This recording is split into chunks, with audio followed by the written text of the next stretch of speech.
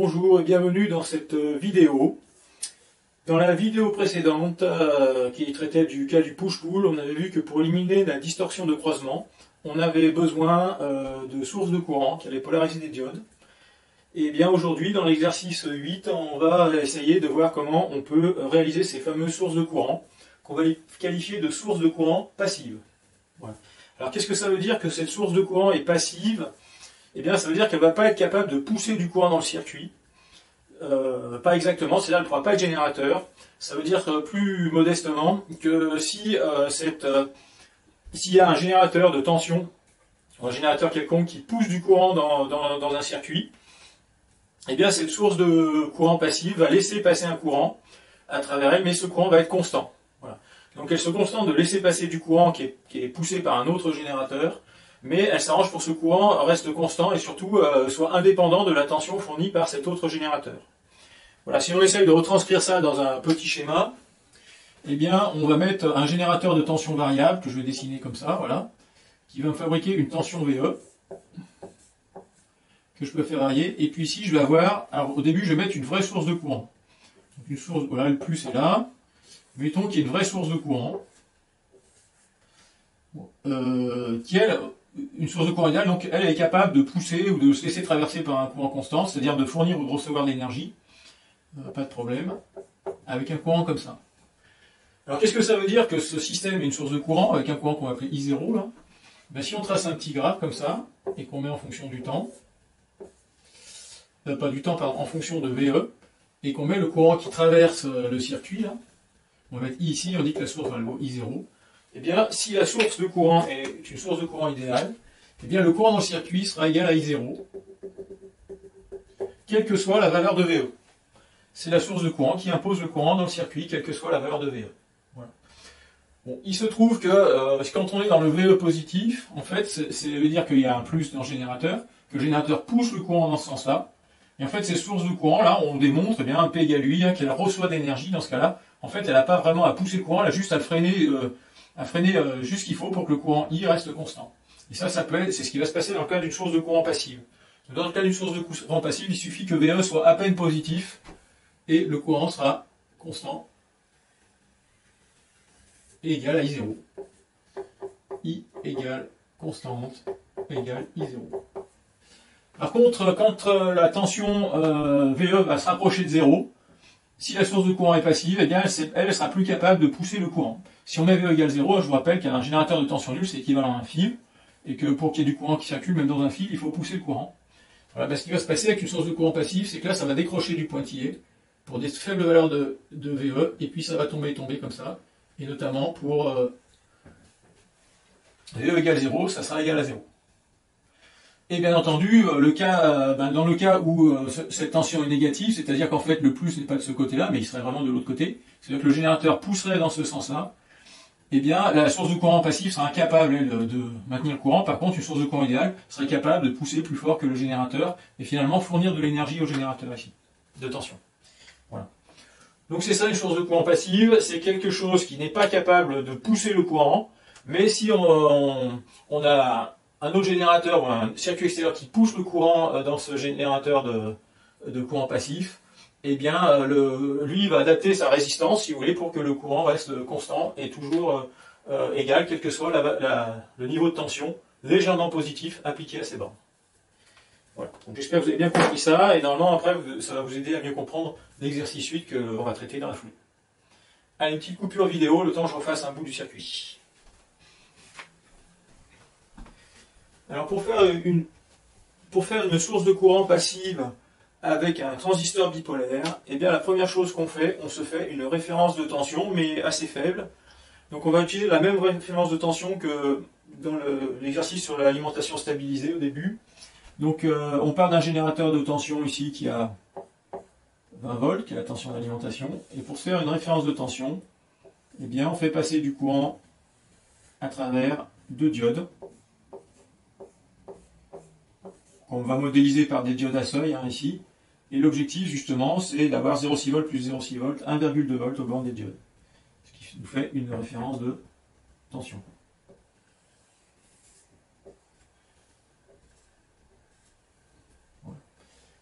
Cette résistance, on va l'appeler RB parce que c'est la résistance qui va fournir le courant à la base du transistor qui va suivre derrière. Donc la tension aux bornes des diodes, on va appeler ça VB. Les deux diodes, on leur donne le nom de D1 et de D2. Et le principe ensuite, c'est que cette référence, cette tension de référence, eh bien, on va l'appliquer à l'entrée d'un montage, montage à collecteur commun à transistor NPN, ou qu'on a appelé aussi montage émetteur-suiveur. Donc qu'est-ce qu'on fait? Je mets le transistor comme ça.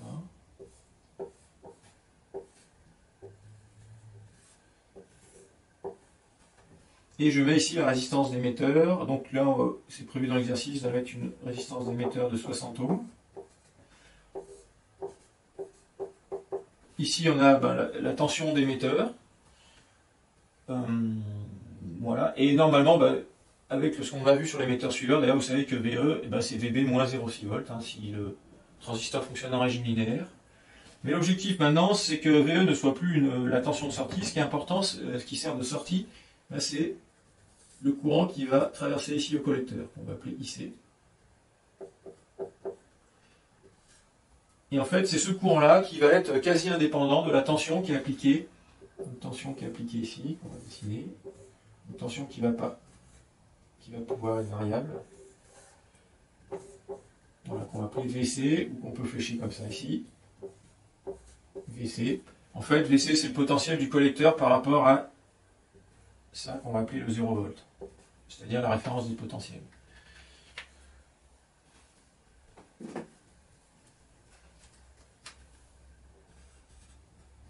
Alors si on raisonne en potentiel, on peut dire que ce potentiel-là, on va l'appeler VC. Ce potentiel-là, c'est VB. De toute façon, c'est la même que la tension ici. Le potentiel ici, on va appeler ça le potentiel d'émetteur.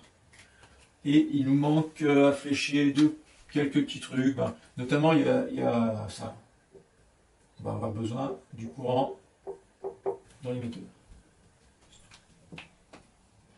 Voilà. Et si tout se passe bien, eh bien, le courant IC qui circule ici devra être indépendant de la valeur de VC appliquée par ce générateur. Voilà. On va essayer de montrer ça. Alors, on va répondre aux questions. C'est un peu, de toute façon, vous êtes un peu guidé dans l'exercice. Dans la question A, alors, on va raisonner modèle quand même avant de résoudre la question. On vous dit dans l'énoncé que Q1 est un transistor de gain égal à 100, hein, sauf indication contraire, et que ces diodes sont modélisées par des diodes à seuil dont V seuil vaut 0,6 volts. Hein, je vous rappelle, il y a une diode entre base et émetteur et une diode entre base et collecteur. Et pareil, ces deux diodes-là, D1 et D2, sont également modélisées par des diodes à seuil dont V seuil vaut 0,6 volts. Voilà. Et VC, on vous dit que ça peut prendre toutes les valeurs entre 0 et 20 volts, cette tension-là. Alors on est parti pour les questions. Dans la question A, on vous dit Q1, en supposant que Q1 fonctionne en régime linéaire et que D1 et D2 sont passantes, que valent les tensions VB et VE? Donc VB c'est là, VE c'est là, et ces diodes-là sont passantes, et le transistor est en régime linéaire, c'est-à-dire la diode base émetteur est passante, et la diode base collecteur est bloquée. Voilà ce que ça veut dire tout ça. Alors déjà, on va dire que D1 et D2 passantes, hein, et bien ça va impliquer que VB vaut une tension de seuil de 0,6 volts plus 0,6 volts. Donc 0,6 volts plus 0,6 volts égale 1,2 volts. Donc la tension ici, elle est connue, c'est la tension donc à l'entrée de ce montage émetteur suiveur. Et puis ensuite, le fait que Q1, donc lui c'est Q1 soit en régime linéaire,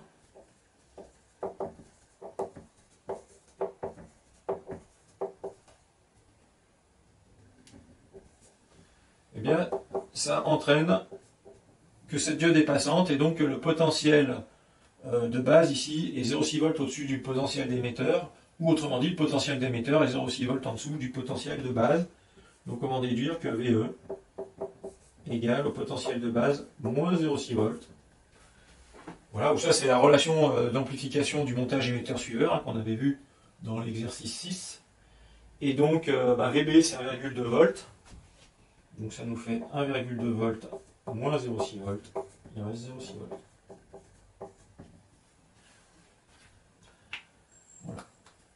Donc lui, il vaut, allez, on va dire que ça vaut 1,2 volts ici. Et ici, on a 0,6 volts. Question B. En déduire les valeurs de IE, IC et IB. Alors, IE, c'est le courant ici. IC, c'est le courant ici. Et IB, c'est le courant dans la base, qui est ici. Alors, on va commencer par IE. Donc, IE, c'est vraiment tout simple, hein, puisque, en fait, on connaît la tension VE, c'est la tension borne de la résistance RE. On connaît la borne de la résistance, donc avec la loi d'Ohm, on en déduit IE égale VE sur RE égale 0,6 volts sur 60 ohms. Alors ça fait 0,01 ampères, ça fait donc 10 milliampères. Ensuite, il faut en déduire IC. Alors, il y a la façon la plus simple, hein, vous savez, quand on est en linéaire, eh bien, IB est négligeable, donc IC est à peu près égal à IE. On pourrait faire comme ça, on le fera comme ça après. Je vais vous montrer une fois qu'on peut faire les calculs sans négliger le courant de base, là, sans faire cette approximation IC égale IE. Voilà. Donc, pour avoir IC, sans faire l'approximation, hein, eh bien, on calcule comme ça, on écrit IC, enfin, pardon. On écrit par la loi des nœuds que IE, c'est IC plus IB. Donc là, en fait, on cherche IC. Hein.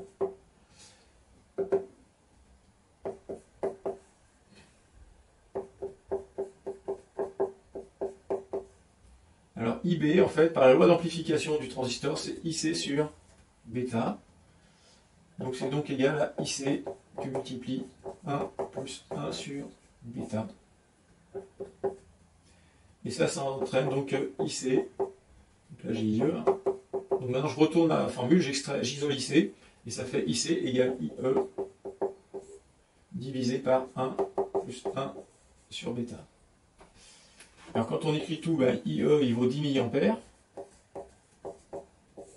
divisé par 1 plus 1 sur 100.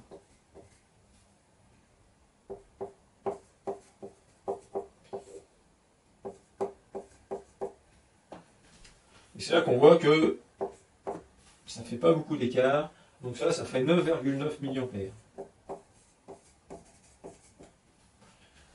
Le courant de collecteur est un tout petit peu plus petit que le courant d'émetteur. C'est normal puisque en fait, eh bien, il faut lui retrancher, comment dire, quand le courant d'émetteur, de collecteur ajouté au courant de base doit donner le courant d'émetteur. Alors en fait, effectivement, on aurait pu écrire IC sensiblement égal à IE égale 10 milliampères, puisque 9,9 milliampères ou 10 milliampères, hein, du point de vue électronique, c'est pas très différent. Et puis il nous faut le courant dans la base. Donc le courant dans la base, c'est IB. IB, c'est IC sur bêta. Donc si on veut être rigoureux, ben, on écrit 9,9 milliampères divisé par 100, le gain du transistor. Et là, on obtient 0,099 milliampères.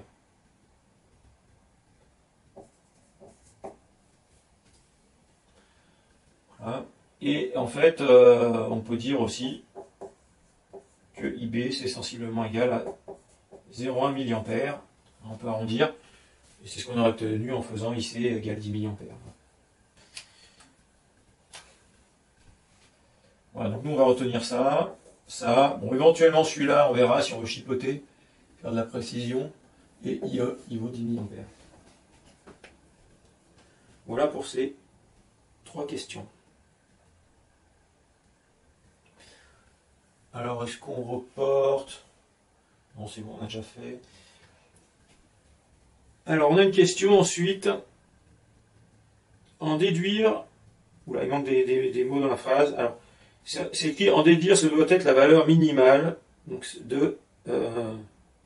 du courant dans RB pour garantir que D1 et D2 soient passantes. En déduire ce que doit être, hein, donc que la valeur minimale du courant dans RB pour garantir que D1 et D2 soient passantes. Alors, on regarde le circuit, on reporte un peu. Hein. Ici, on sait qu'on a 10 milliampères et 9,9 mA, sensiblement égal à 10 mA. Ici, on a 10 mA, c'est surtout ce qui nous intéresse, c'est le courant IB. On sait que le courant IB, il vaut 0,1 mA. Et en fait, nous, on veut que les diodes soient passantes ici. Donc, il faut qu'il y ait du courant dans ces diodes-là. Il faut qu'il y ait du courant dans ces diodes-là. Donc, forcément, le courant qui arrive par RB, il faut qu'il y ait du courant dans ces diodes parce qu'elles doivent être passantes et il faut qu'elles soient polarisées pour avoir 1,2 volts à leur borne. Et donc, pour qu'il y ait du courant qui puisse aller dans ces diodes-là, il faut que par RB, ici, arrive un courant qui soit plus grand que 0,1 mA. Donc, la réponse à cette question, c'est qu'il faut que IRB soit plus grand que 0,1 mA. C'était la question C.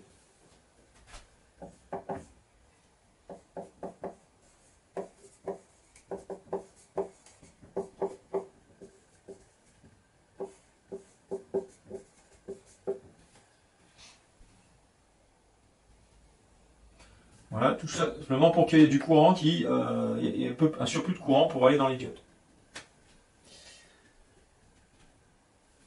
Choisir la valeur de RB en sorte que le courant dans D1 et D2 soit 3 fois supérieur à IB. Alors là, l'idée c'est que on va choisir cette résistance-là pour que le courant qui est ici dans les diodes, soit 3 fois supérieur à IB. Alors, qu'est-ce que ça veut dire? Ça veut dire que le courant ici dans les diodes, si on prend 3 fois supérieur, 0,1 mA fois 3, ça fait 0,3 mA. Et donc, dans la résistance, là, le courant qui doit circuler, ici, je vais le mettre là, eh bien, il doit faire 0,1 plus 0,3, il doit valoir 0,4 mA. Donc ça, c'est un choix de conception. Et une fois qu'on a fait ça, eh bien, on va déduire la valeur de RB. Ça va être très facile, puisqu'on connaît le courant dans RB. Et en fait, on connaît la tension à ces bornes, puisqu'elle est reliée entre un potentiel qui a 20 volts ici et 1,2 volts ici. Donc en fait, on va obtenir la valeur de RB assez facilement. Donc on va dire que c'est URB, c'est la tension de borne VRB, la tension de borne de RB divisée par le courant dans RB. Et la tension de borne de RB, donc je le redis, c'est 20 volts ici moins 1,2 volts.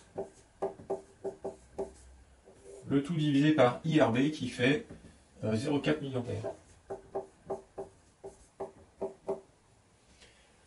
Voilà le tout, moi j'ai fait le calcul. Alors ça fait 18,18 volts, 18,8 volts sur 0,4 mA. Et ça fait 47 kΩ pour RB.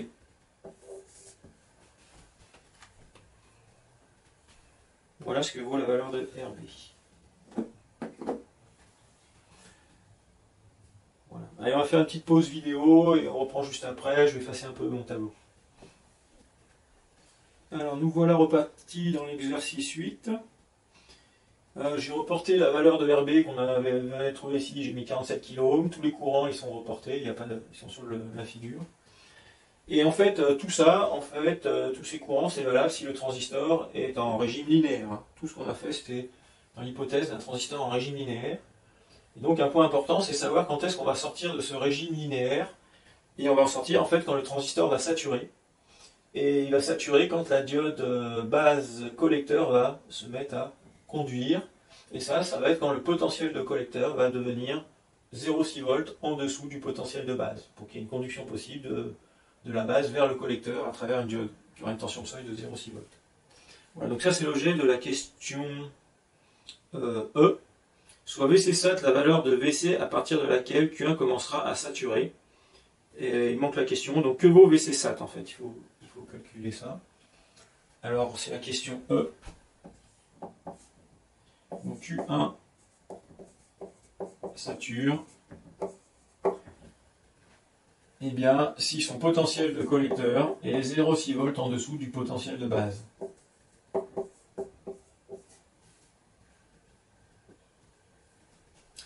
Et donc ça veut dire quoi? Ça veut dire que le potentiel de base il vaut 1,2 volts. Donc c'est lorsque VC sera égal à 1,2 volts moins 0,6 volts égale 0,6 volts. Donc en fait, ça veut dire quoi? Ça veut dire que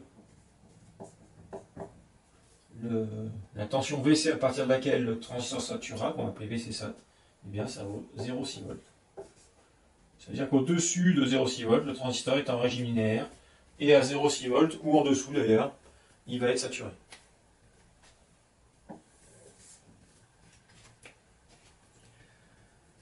Mais une fois qu'on a fait ça, on est armé pour tracer la courbe. Alors, la courbe à question F, en déduire l'allure du graphe de IC en fonction de VC pour VC compris entre VC sat et 20 volts. Alors, on va faire un peu plus que ça, mais... Alors, je trace mes axes. Ici, je mets VC. Ici, j'ai 0. Ensuite, j'ai VC sat qui est tout petit, hein, puisqu'il vaut... VC sat, c'est 0,6 volts. Et puis ensuite, on peut aller jusqu'à 20 volts ici. Voilà.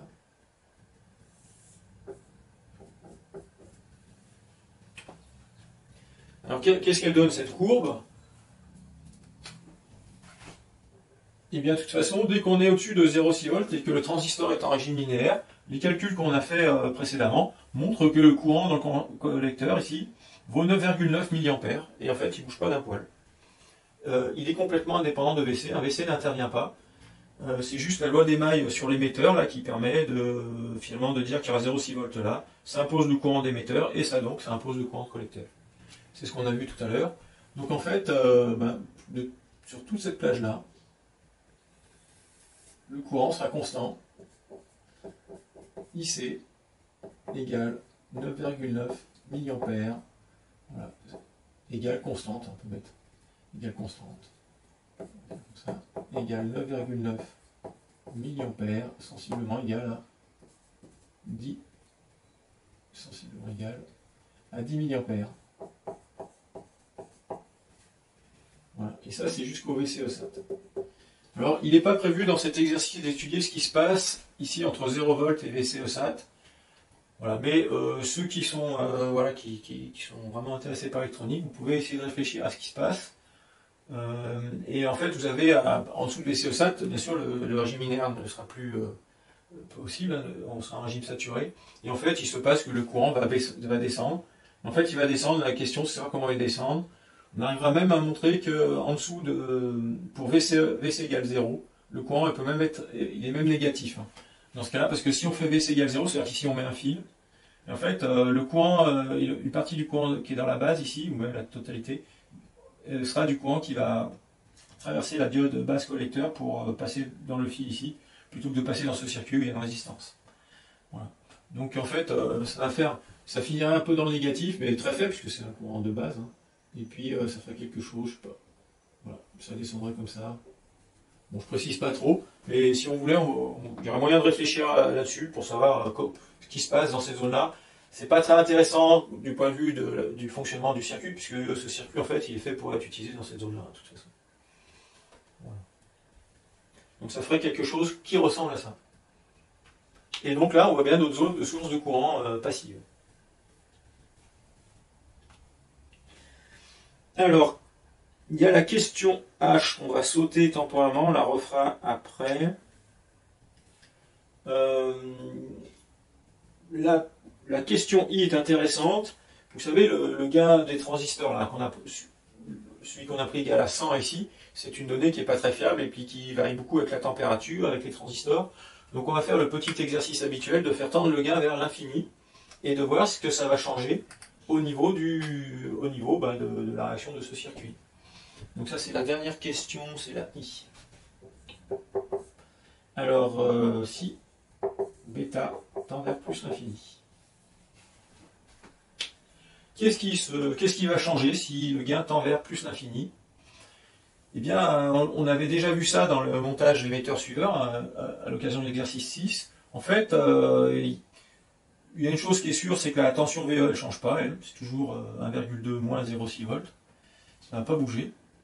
Voilà. La seule chose qui va changer, c'est que le courant dans la base, ici, va devenir nul. Voilà. Si on reprend les calculs d'ailleurs, le calcul qu'on avait fait au tout début, hein, on avait écrit, je vais réécrire la formule, on avait écrit que IC, c'était égal à IE sur 1 plus 1 sur bêta. En fait, si bêta tend vers l'infini, 1 sur bêta tend vers 0, et ça fait que ça tend vers 1. Donc ça fait IC égale IE. Donc cette fois, voilà, IC, il sera vraiment égal à 10 mA et non pas à 9,9 mA. Donc IC égale 10 mA et non pas... Alors est-ce que ça change vraiment la phase des choses? Ben non, absolument rien, puisque franchement, que ce soit 10 mA ou 9,9, c'est pas un gros changement.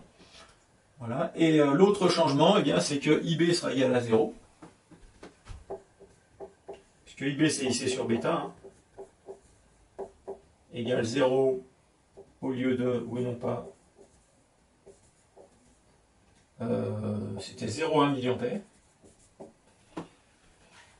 Et s'il n'y a plus de courant dans la base, ici, alors qu'il y a 0,4 mA qui arrive par RB, eh bien ça veut dire que les diodes sont traversées non plus par 0,3 mA, mais 0,4 mA. Donc ça sera ID1, ou égal ID2, hein, égale 0,4 mA, et non pas...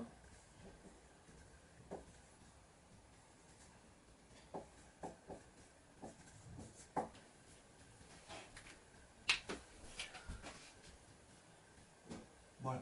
Donc les courants donc en gros, que de toute façon qu'il y ait 0,3 mA ou 0,4 mA dans la diode, dans les diodes, comme des diodes à seuil, la tension sur leur bord, ce sera toujours 1,2 volts. Voilà. Donc en gros, le gain il peut varier entre 100 et plus l'infini. Eh bien, les caractéristiques de ce circuit seront à peine modifiées. Voilà. On peut dire que ce circuit a un fonctionnement qui est, dont la valeur est quasi indépendante de la valeur du gain du transistor. Du moment que ce gain est assez grand. Voilà. Ok. Alors, on va reprendre la question H. Mais avant de reprendre la question H, je vais suggérer pour ceux qui sont très très motivés, un petit exercice supplémentaire. Enfin, une petite variation. Je vous avais dit que le transistor, on va faire ça. Le transistor, là, dans tout ce qu'on a fait ici, on l'a remplacé par son schéma équivalent. Et vous vous souvenez, le schéma équivalent du transistor, je le dessine. Alors, on va le laisser en régime linéaire. Mais le transistor, voilà, si je remets son schéma équivalent, on a une diode qui descend à l'émetteur, comme ça. Et puis, ici, on a une source de courant qui vaut bêta IB. Bêta, c'est le gain du transistor fois IB. Je ne dessine pas la diode base collecteur, puisque bon, je n'ai pas trop la place. Et en plus, ce que je vais vous proposer, c'est de le faire quand le transistor est en régime linéaire. Donc cette diode est bloquée, donc c'est comme si elle n'existait pas. Voilà. On a toujours le courant IC qui arrive ici, voilà. Courant de collecteur. Voilà. Et on a vu avec ce modèle-là que le courant ici est parfaitement indépendant de VC dès lors qu'on dépasse les 0,6 volts sur VC. Voilà. Mais ça, c'est dans le cas où on a un transistor qui est régi selon ce modèle-là, c'est-à-dire qui naturellement déjà a tendance à se comporter comme un générateur de courant parfait, avec des courbes de IC en fonction de VCE qui sont parfaitement plates. Et en fait, je vous avais dit à un moment que ces courbes de IC égale VCE ne sont pas parfaitement plates.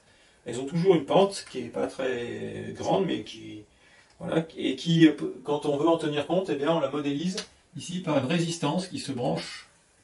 Donc, on a une modélise par une résistance qui rend compte de cet effet-là qu'on appelle l'effet Early.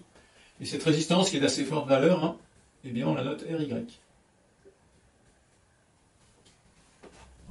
Ce qui peut être intéressant, c'est de montrer que quand on met cette résistance-là, eh bien la courbe qui est ici ne sera plus parfaitement plate non plus. Elle va prendre une légère pente, donc elle va être un peu moins, un peu moins idéale du point de vue source de courant. Voilà. Mais c'est intéressant de voir qu'elle va prendre une pente, mais qui est complètement négligeable. Voilà. Parce que déjà, cette résistance qui est de forte valeur, hein, c'est des centaines de kiloohms.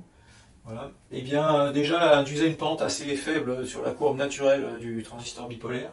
Et là, du fait du fonctionnement du circuit, on peut montrer assez facilement que cette pente qui était faible va être bien affaiblie par la structure de ce circuit-là. Donc ça c'est le petit plus pour ceux qui veulent. Et on va traiter la question H, donc je vais pas mal effacer pour la question H, donc on fait une petite pause vidéo. Alors, nous sommes donc à la fin de l'exercice 8 et à la question H, la dernière. Donc j'ai redessiné donc la question 1, c'est redessiner le schéma complet du push-pull de l'exercice précédent avec les deux sources de courant passif obtenues en s'inspirant du schéma de l'exercice 8. Voilà. Alors j'ai redessiné le push-pull dans sa version vraiment épurée de base, mais on sait que ce push-pull qui produit une tension Vs aux bornes de la charge, eh bien celui-là est sujet à ce qu'on appelle la distorsion de croisement. Hein. Voilà, c'est-à-dire que soit c'est Q1 qui conduit, soit c'est Q2, mais selon que ce soit Q1 ou Q2 qui conduisent, eh bien, on aura Vs qui sera égal à VE moins 0,6 ou Vs qui sera égal à VE plus 0,6. Bon, on avait vu ça. Et on avait vu que pour faire disparaître la distorsion de croisement, eh bien, il suffisait de mettre ici des générateurs de tension de 0,6 volts.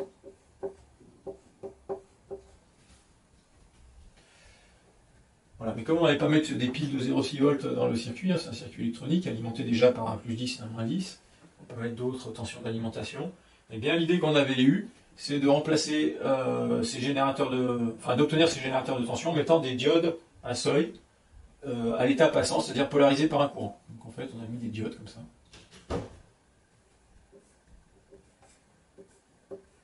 Voilà, donc je mets les deux diodes.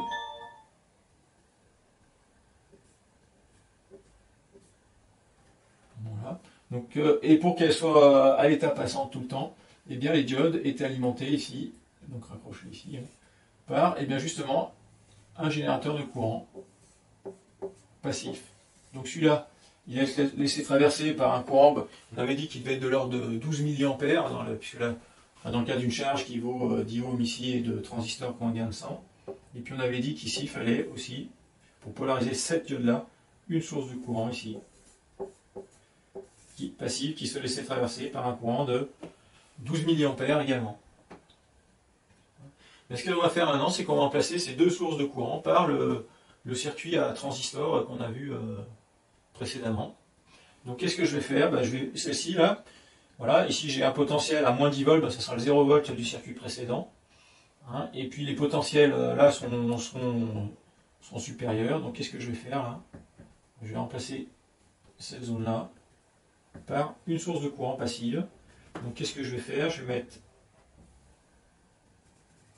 la résistance de 60 ohms. Bon, on a vu qu'avec 60 ohms, ça faisait 10 mA.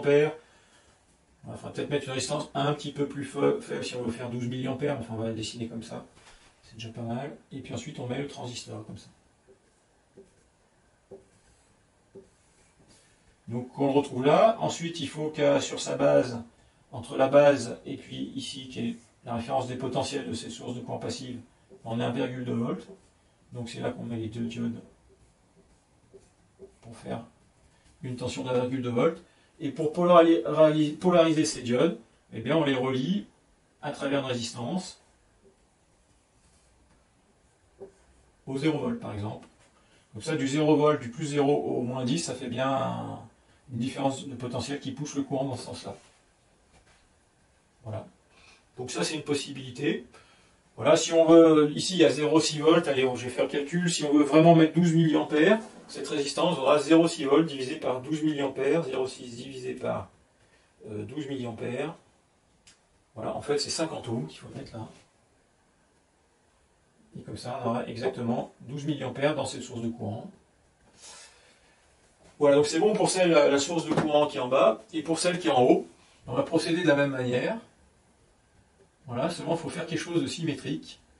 Et quand on veut faire quelque chose de symétrique avec les transistors, eh bien on va utiliser la dualité qu'il y a entre les transistors PNP et NPN. C'est-à-dire que en fait, je vais faire un circuit symétrique qui fonctionne de manière symétrique. Donc il va y avoir, voilà. Cette fois, je vais mettre un transistor PNP. Je vais mettre une résistance de 50 ohms ici. Voilà. Donc pour que ça me fasse du 12 mA qui coule comme ça ici, hein, eh bien il faut que j'ai 0,6 volts au bord de cette résistance. Pour avoir 0,6 volts au bord de cette résistance, ça veut dire qu'entre la base et le point haut ici, il faut que j'ai 1,2 volts. Donc en fait, je vais mettre ici les deux diodes.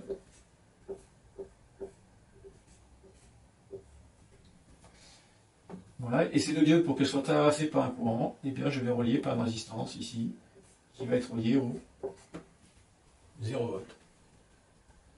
Voilà, puisque pour le push-pull, je vous rappelle, il y avait trois potentiels d'alimentation, un 0, un -10 et un +10, qui étaient faits par exemple par un pont redresseur double avec point milieu sur le transformateur, typiquement. Voilà. Bon, et puis ce qu'on aurait même pu faire, allez, ça marche, hein, il n'y a aucun problème. Si vraiment on veut, on pourrait économiser une résistance assez facilement, en disant plutôt que de relier, de faire couler du courant ici du +10 vers le 0, et puis ici du 0 vers le -10, ben on pourrait faire couler du courant du +10 vers le -10 directement, comme ça, c'est-à-dire, je branche comme ça. Voilà. Et là, je n'ai même pas besoin d'avoir deux résistances, puisque les deux en série, ben, c'est comme une. Je peux remplacer par une seule résistance équivalente. Donc effectivement, je vais mettre un système comme ça. Voilà, ben là j'ai un push-pull qui n'aura pas trop de distorsion de croisement, normalement. Puisque les VBE des transistors sont compensés par les tensions de seuil des diodes cette fois. Voilà. Et les diodes sont traversées par un courant qui va être constant ou quasi constant, puisqu'en fait c'est juste le courant dans la base là, qui va. Et puis peu importe, de toute façon il suffit qu'il y ait du courant dans la diode pour qu'il y ait 0,6 volts à leur borne. Voilà donc une allure de push-pull. Alors bon, il y a encore des subtilités par rapport au vrai push-pull qu'on a dans les amplis, mais là déjà ça commence à avoir pas mal d'infos. Voilà, de toute façon on refera on envisagera plus tard un schéma complet d'amplificateur à push-pull. Voilà. Tout simplement parce que c'est ce qu'on trouve déjà à l'intérieur des amplificateurs opérationnels, et en plus parce que c'est ce qu'on trouve aussi dans les circuits, dans tous les amplificateurs de puissance, hein, audio ou pas, d'ailleurs. Voilà. On a terminé pour l'exercice 8, et on va enchaîner avec donc l'exercice 9. Voilà, parce qu'en fait, ici, il nous manque deux choses pour bien comprendre comment est fait un amplificateur opérationnel ou un amplificateur de puissance en général. Il manque juste à savoir ce que c'est qu'un miroir de courant et un amplificateur différentiel. Donc ça va être l'objet des deux exercices suivants, le 9 et le 10. Donc à bientôt pour déjà la résolution de l'exercice 9 et puis ensuite l'exercice 10.